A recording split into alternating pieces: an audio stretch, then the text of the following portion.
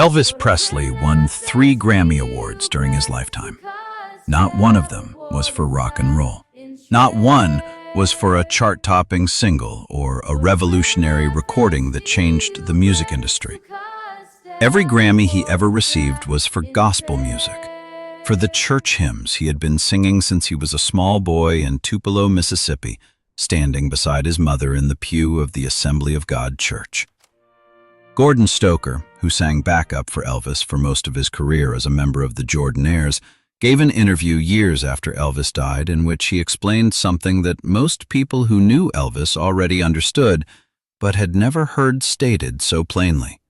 He said, "The reason Elvis recorded gospel songs was because his mother loved them. He wanted to make records she would like." Gladys didn't really like his rock and roll stuff. Gladys Presley died on August 14, 1958. She was 46 years old. She never heard How Great Thou Art. She never heard the album that would win Elvis his first Grammy in March of 1967. She never heard the live performance in Memphis that would win him his third Grammy in 1975. She never heard any of it. He made it anyway. This is the story of what those recordings meant. Not to the music industry, not to the Grammy committee, not to the critics who spent 20 years dismissing Elvis as a cultural phenomenon rather than a serious artist. To him.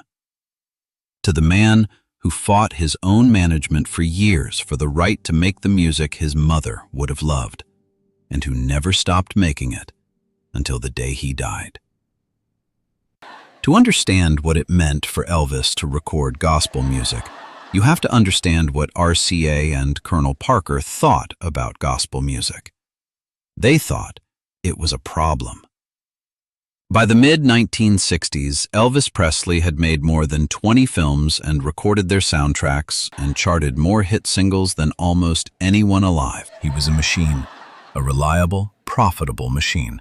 And the machine had been built on rock and roll and pop and the specific kind of entertainment that young people bought in large quantities. Gospel music was not part of the machine. Gospel music was what Elvis did when nobody was watching, at the piano after midnight, in hotel rooms with the Memphis boys, in the small informal sessions that were never meant to be released. RCA rejected his proposals for a gospel album multiple times. The market wasn't there. The demographic wasn't there.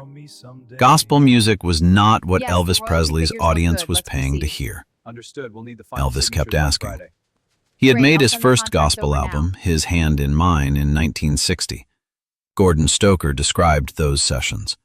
It was a loving tribute to all the gospel quartets he had admired as a child. The repertoire was largely drawn from the catalog of the Blackwood Brothers and the Statesman Quartet, the groups that Elvis and Gladys had gone to hear together at the all-night sings in Memphis, the groups whose records played in the Presley house when Elvis was learning what music could be. The album sold well. RCA was surprised, but they were not convinced. Gospel was a detour. There were soundtracks to record. There were films to make. There was a machine to keep running. If this is the kind of story you come to this channel for, the man underneath the legend, please subscribe. There are more of these. We are committed to telling them properly. In the spring of 1966, Elvis Presley finally got the session he had been requesting. RCA had reconsidered. The 1965 single, Crying in the Chapel, a leftover from the His Hand in Mine sessions recorded 5 years earlier, had gone to number 3 on the Billboard Hot 100. Someone at RCA ran the numbers. A gospel album, properly timed for Easter, might do very well after all. Elvis went into RCA Studio B in Nashville on the evening of May 25, 1966. He preferred to record at night. The sessions ran for 4 days. The producer was Felton Jarvis, working with Elvis for the first time, beginning a collaboration that would last until Elvis's death. The Jordanaires were there. The Imperials were there. Jake Hess, the gospel singer whose voice Elvis had idolized since childhood, the man whose phrasing Elvis had studied and absorbed and carried into his own singing, was there. The informal sessions were shaped by Elvis's own taste. There was no commercial calculation in the room. He was singing the songs he wanted to sing. Ray Walker of the Jordanaires later recalled that he was the one who suggested How Great Thou Art, a Swedish hymn that had been used on Billy Graham's crusades and had become, through George Beverly Shea's performances, one of the most beloved gospel recordings of the era. Elvis knew it. He had heard it before. He said yes. He recorded it in 4 takes. When they played back what they had, the room understood that something had happened that was different from the formula recordings of the previous 5 years. The album was released on February 27, 1967. Elvis titled it, How Great Thou Art. At the 10th Annual Grammy Awards in March of 1968, How Great Thou Art won the Grammy for Best Sacred Performance. It was Elvis Presley's first Grammy Award in a career that had, by that point, produced more than 1 billion records sold worldwide. Elvis did not attend the ceremony. He never attended a Grammy ceremony. In all the years of nominations and wins, he never once sat in that room and accepted an award in person. His manager, Colonel Parker, did not think the exposure was necessary. The demographics were wrong. The timing was always difficult. The machine had other priorities. Elvis received word of the Grammy and, according to the people around him, was deeply moved by it. Not because of the industry recognition. He had more industry recognition than he knew what to do with, but because of what it was for. Because of the specific music it was for. He had been nominated many times for rock and roll records. He had never won. The Grammy committee had never looked at his rock and roll output and given him what the music industry considers its highest honor. What they had given him was this: recognition for gospel music, for the hymns his mother had loved, for the music he had never been able to stop returning to no matter how many soundtracks Colonel Parker needed him to record. Gordon Stoker said it plainly. He wanted to make records she would like. He had, and the Grammy said so. Elvis would record 2 more gospel albums in the years that followed. He Touched Me, released in 1972, won him his 2nd Grammy, again for Best Inspirational Performance. And in 1975, a live recording of How Great Thou Art from a concert in Memphis, the city where Gladys was buried, the city where everything in his life had begun, won him his 3rd and final Grammy. 3 Grammys. 3 times the industry looked at everything Elvis Presley had recorded and decided the most significant, most artistically important recording of the year was a gospel song. Elvis never went to pick any of them up. In the Las Vegas years, the years of the jumpsuits and the TCB lightning bolt and the 2-hour concerts in front of 15,000 people, he kept gospel in the set list. How Great Thou Art was a regular part of what he performed. The audiences who came expecting blue suede shoes and suspicious minds got those.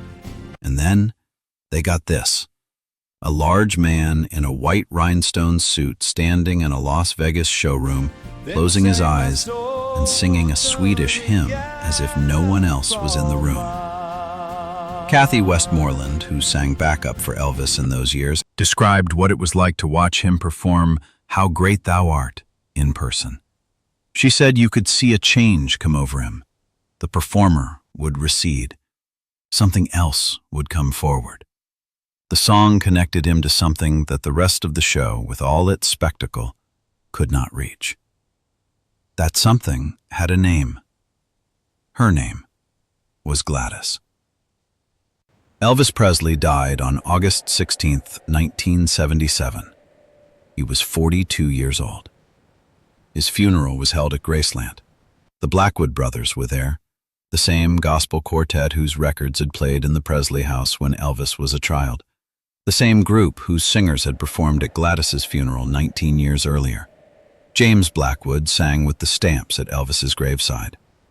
The song he sang was "How Great Thou Art," the song Elvis had recorded in 4 takes in a Nashville studio in May of 1966, the song that had won him his first Grammy, the song his mother never heard, the song that had accompanied him for the last 11 years of his career through every Las Vegas showroom and every arena and every concert hall where he had stood in front of crowds and briefly stopped performing and briefly became just himself, was the song that closed his life. Tom Jones, who was one of Elvis's closest friends, said of him, "I think he was the only person I had ever spoken to who felt the same way about music as I did. He loved ballads as well as rock and roll. He loved gospel. He loved pop. Gospel first, gospel always, gospel underneath everything else." The 3 Grammys are at Graceland. You can see them there today, in the Hall of Gold, among the platinum records and the awards and the evidence of a career that is almost impossible to fully comprehend in scale. They sit there among billions of dollars worth of achievement. They are for gospel music. He wanted to make records she would like. He did. The story of Elvis Presley and gospel music is the story of the part of him that the industry never fully understood and never entirely controlled. Colonel Parker could control the films. He could control the soundtrack sessions and the Las Vegas residency contracts and the television appearances.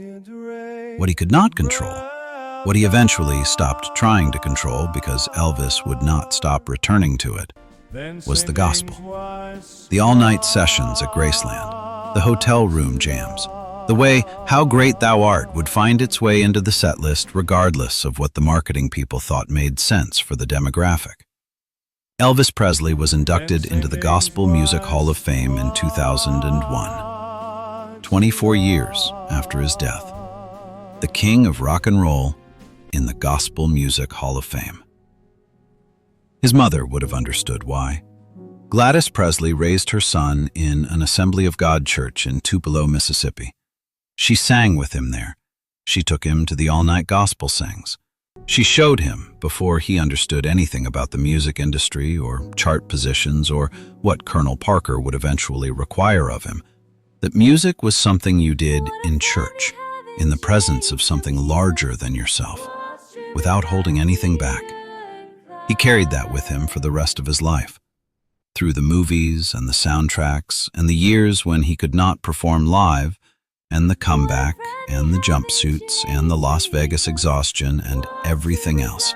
He carried it in the part of himself that RCA could not reach.